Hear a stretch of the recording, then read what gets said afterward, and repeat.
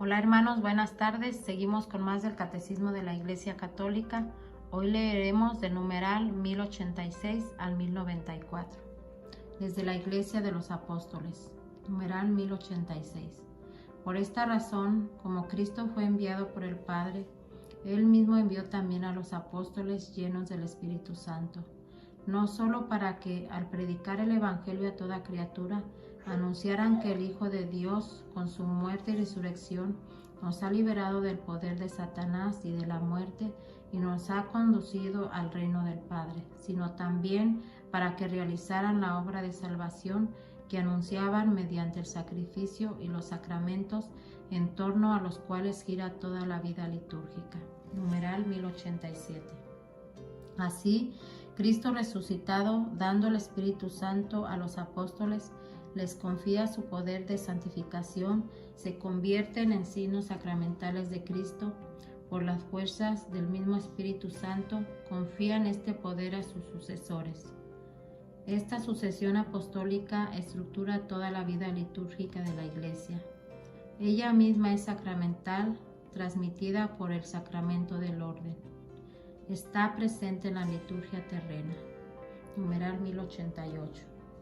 Para llevar a cabo una obra tan grande, la dispensación o comunicación de su obra de salvación, Cristo está siempre presente en su Iglesia, principalmente en los actos litúrgicos.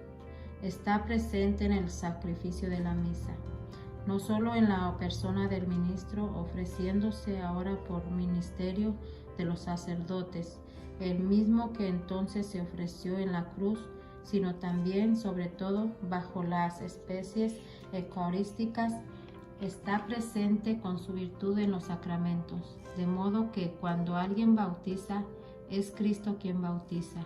Está presente en su palabra, pues él mismo el que habla cuando se lee en la Iglesia la Sagrada Escritura, está presente finalmente cuando la Iglesia suplica y canta salmos, él mismo que prometió: donde están 2 o 3 congregados en mi nombre, allí estoy yo en medio de ellos. Mateo 18, versículo 20. Numeral 1089. Realmente, en una obra tan grande por la que Dios es perfectamente glorificado y los hombres santificados, Cristo asocia siempre consigo a la Iglesia, su esposa amadísima, que invoca a su Señor y por él rinde culto al Padre eterno, que participa en la liturgia del celestial. Numeral 1090. En la liturgia terrena preguntamos y participamos en aquella liturgia celestial que se celebra en la ciudad santa, Jerusalén, hacia la cual nos dirigimos como peregrinos, donde Cristo está sentado a la derecha del Padre como ministro del santuario y del tabernáculo verdadero. Cantamos un himno de gloria al Señor con todo el ejército celestial, venerando la memoria de los santos. Esperemos participar con ellos y acompañarlos. Aguardamos al Salvador, nuestro Señor Jesucristo, hasta que se manifieste Él, nuestra vida, y nosotros nos manifestemos con Él en la gloria.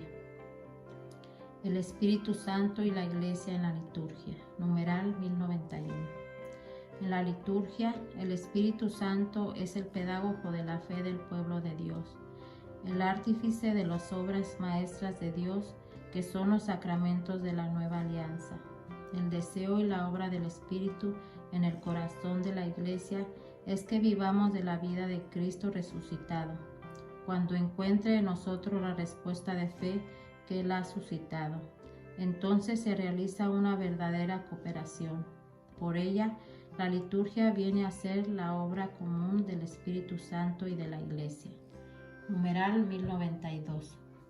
En esta dispensación sacramental del misterio de Cristo, el Espíritu Santo actúa de la misma manera que a los otros tiempos de la economía de la salvación, preparara la Iglesia para el encuentro con su Señor. Recuerda y manifiesta a Cristo a la fe de la asamblea, hace presente y actualiza el misterio de Cristo por su poder transformador. Finalmente, el espíritu de comunión une a la Iglesia a la vida y a la misión de Cristo. El Espíritu Santo preparará a recibir a Cristo. Numeral 1093. El Espíritu Santo realiza en la economía sacramental las figuras de la antigua alianza, puesto que la Iglesia de Cristo estaba preparada maravillosamente en la historia del pueblo de Israel y la antigua alianza.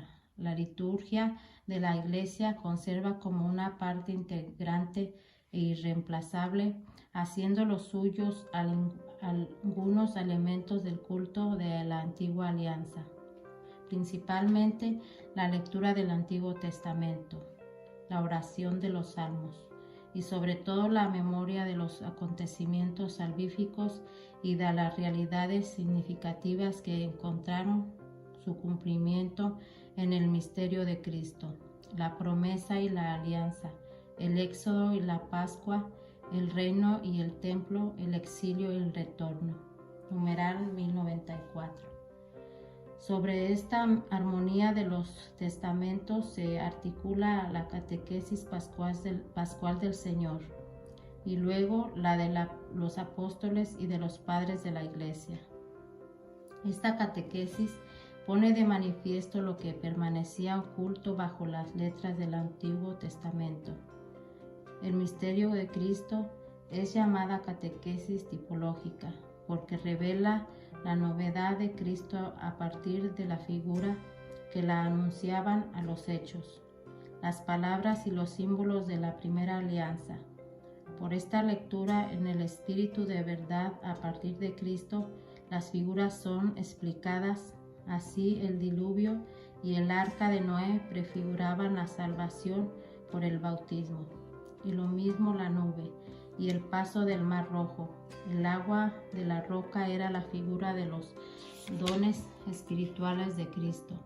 El maná del desierto prefiguraba la Eucaristía, el verdadero pan del cielo.